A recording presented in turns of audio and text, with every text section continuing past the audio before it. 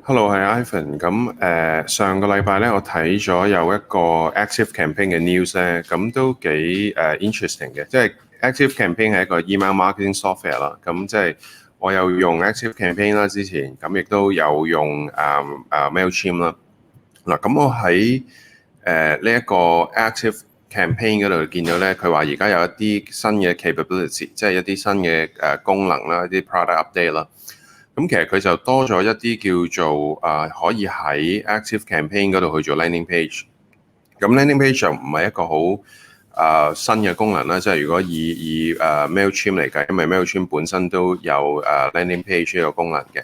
咁但係佢除咗 landing page 之外咧，佢有一個我覺得幾 interesting 嘅功能，就係佢叫做 web personalization 嘅功能啦。咁就係除咗佢即係用 email 可以 send 嘢俾你之外咧，佢亦都而家可以 handle 埋一啲叫做呢個應該不嬲有嘅 Facebook 嘅custom audience 啦。咁至於 SMS 又應該係新嘅，咁但係我哋普遍都即係少啲會用 SMS 啦，而家即係一係都 WhatsApp 啦，佢哋會。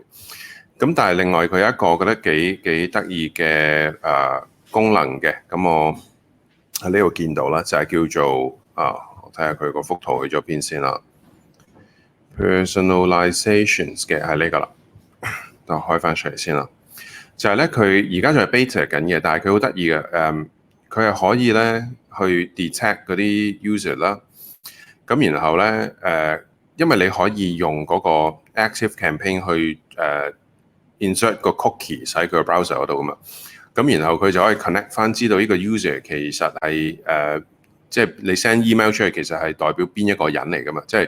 即係簡單嚟講，只要佢 sign up 過你嘅 email address 咧，然後你開到呢個功能咧，咁當嗰個 user 喺冇任何 login 嘅情況之下去咗你個 website 咧，其實你係知道邊一個 email address 嘅人係去咗你個 website 嘅。簡單嚟講，咁所以你見到可以去佢而家有一個叫 personalize 嘅功能咧，就係喺你任何嘅網站嘅頁面嗰度咧。你可以 base on 佢嗰個 tag， 即係你可能落咗個 tagging， 就係佢可能對 SEO 有興趣嘅 ，for example。咁我就特登喺個頁面度出多啲 SEO 嘅圖片。咁如果佢對WordPress 有興趣嘅，咁我出多啲 WordPress 嘅圖片。咁你可以落一啲唔同嘅 tag 嘅，即係譬如呢一個例子咧，就係原來佢 tag 咗咧就係喺芝加哥結婚嘅。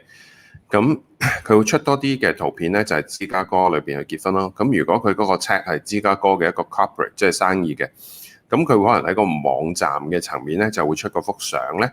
咁當然你要 setting 啦，但係你可以變咗就係分一啲唔同嘅 tag， 然後唔同嘅類別，然後顯示一啲好 personalize 嘅相，咁令到佢睇嘅機會率會高啲啦，揾你幫襯嘅機會率會高啲啦。咁除咗嗰個圖片可以叫做 personalize 咗之外咧，其實仲可以係連嗰個文字上都可以 personalize 嘅。咁呢一個佢而家 base 緊嘅一個功能啦，因為如果可以做到呢樣嘢，我覺得都幾強嘅，即係呢個 personalize 佢而家 beta。咁就係一個譬如呢個例子就係一個 designer， 佢可能去咗你個 website 嘅時候，唔係 sorry 一個 catering， 即係做煮嘢食嘅人去你個 website， 咁你會出啲 catering 嘅資料。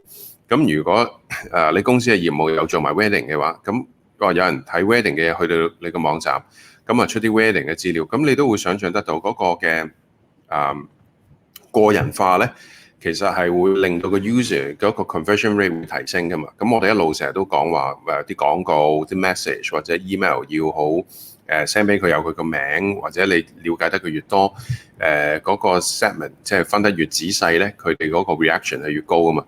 咁如果連個網站顯示出嚟嘅頁面都可以做到呢個程度咧，咁我相信嗰個 reaction 會好高，咁亦都會好期待咧，就係究竟Activecampaign 佢出咗呢個功能之後會點啦？咁雖然而家我比較多都係用mailchimp 啦，因為我係香港 mailchimp 嗰個 partners，咁我用其他 tools 有啲怪嘅，咁但係我有研究佢啲功能係點樣咯。只不過主要個 mainstream 我 send 咗出去，咁我哋係繼續用緊個 mailchimp。咁話俾我知，你覺得咧如果有咗呢一個嘅 personalization 嘅功能咧，會唔會覺得對於你嚟講會有幫助啊？咁可以喺個 comments 嗰度留低啊。如果有興趣睇多啲我啲片，亦都可以睇我個即係可以 subscribe 我 YouTube channel， 同埋我有個 Facebook 嘅 fan page 嘅。咁我哋下次見啦。